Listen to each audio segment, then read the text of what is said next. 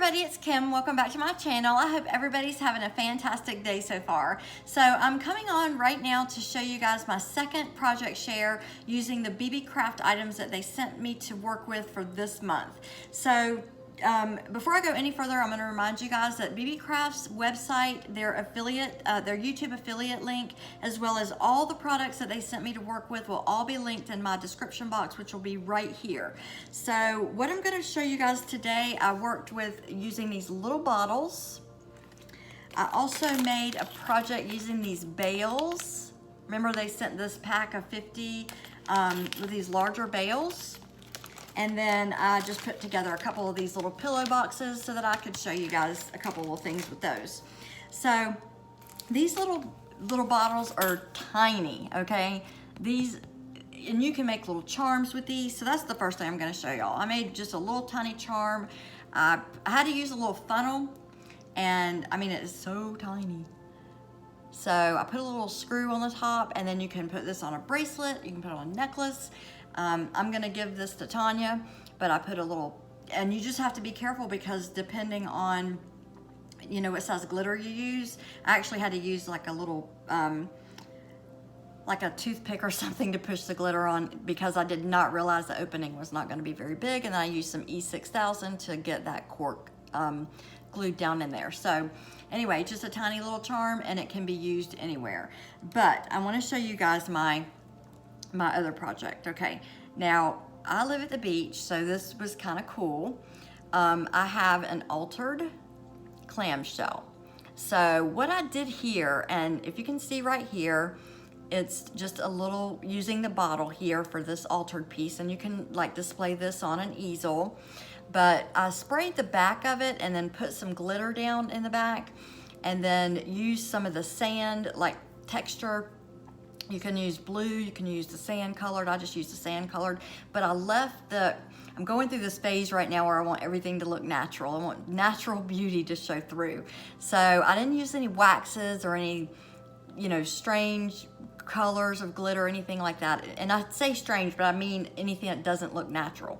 So what I wanted this to do was to kind of just highlight everything in its natural state. But I did put a little bit of glitter in the background there, and I used all the shells in their natural state, and then I just put one of the little wishing bottles there because it would be like a message in the bottle type of theme, or this bottle just has a little bit of sand in it because a lot of times you can find bottles on the beach that are halfway filled with sand, rock, other shells. So this is what this is, just a little wishing bottle.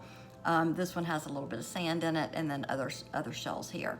So something like this can be, you can have 2 or 3 displayed on easels. A larger clamshell could be the same type of concept. But these little wishing bottles would be perfect for this type of thing. You could either stay with the smaller ones or even go to something a little larger, depending on what type of shell or what size shell you were using. In this particular instance, I stuck with the smaller shell, so I went with the even smaller shells on the inside. So that is the project, and then I just wanted to show you that they could be, you know, used for charms. So, and they're so small, it's hard to see it around my finger.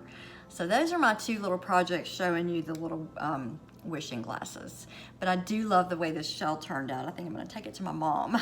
So, all right, guys, so I wanted to show you what I did with the boxes, and it's just, y'all know these are just pillow boxes. They're simple, all right? And this is how they come. They're not very big, and they are opaque, okay? So I just, you know, just to gift something that you're giving somebody, or if you wanted to, with everything being very conscious, germ conscious these days, all of my childhood, we had to have candy that was already in wrappers, all right? So, but nowadays, it's gonna even be more. So even having an extra layer of protection, it doesn't have to be fancy. It doesn't have to be, you know, going to any extra expense with wrapping and twines and things like that. Just an extra layer of protection for the candy would be a good way to do Halloween candy or Christmas candy. So that's why I just wanted to show it in its simplest form, okay? So that's what I did here. Now, at Christmas or Halloween, or Valentine's Day, I did put some ribbon. I did, you know, I did go ahead and put some of that crinkle paper in here and some beads and bows because this is going to be a little gift.